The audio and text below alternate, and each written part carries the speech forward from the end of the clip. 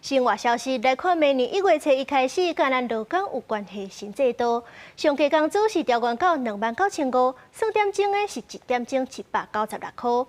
另外，这病假的部分，若是一档内请无超过10天，头家是袂使有不利的处分，包含专勤奖金、考绩、排班拢袂使去影响到。也若是要请这幼囝的留职停薪，家庭照顾者嘛拢搁较有春秋。这头家若是违法，会当罚100万。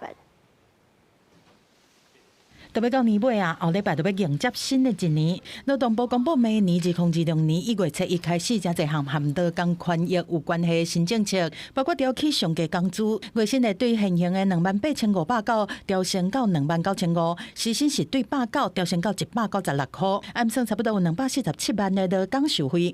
这是连续10年的调涨，总调幅月薪是47.4%，时薪是63.3%。这次调涨预估有247万劳工受惠。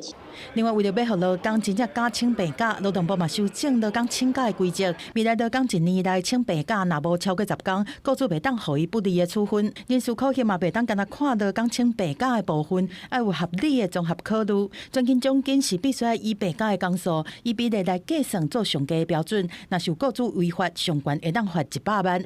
另外，伫照顾囡仔、留停照顾的部分嘛，搁较有春秋。未来劳工会当有30天的额度，以一天一天做单位申请照顾囡仔的留停，父母加起来有60天，而且照顾囡仔留停的6个月内，共款有8成的薪资补贴。家庭照顾会当以点钟做单位请假，雇主袂当靠专勤奖金。缺工跟少数文化的问题，所以我们也在几个方面，其实希望能够大力的来去因应。其中一个很重要的，就是希望我们能让职场能够更友善，能够更有弹性。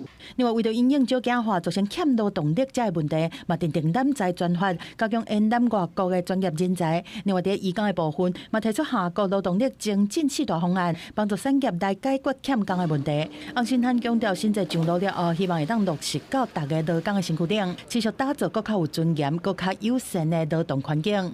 记者综合报道。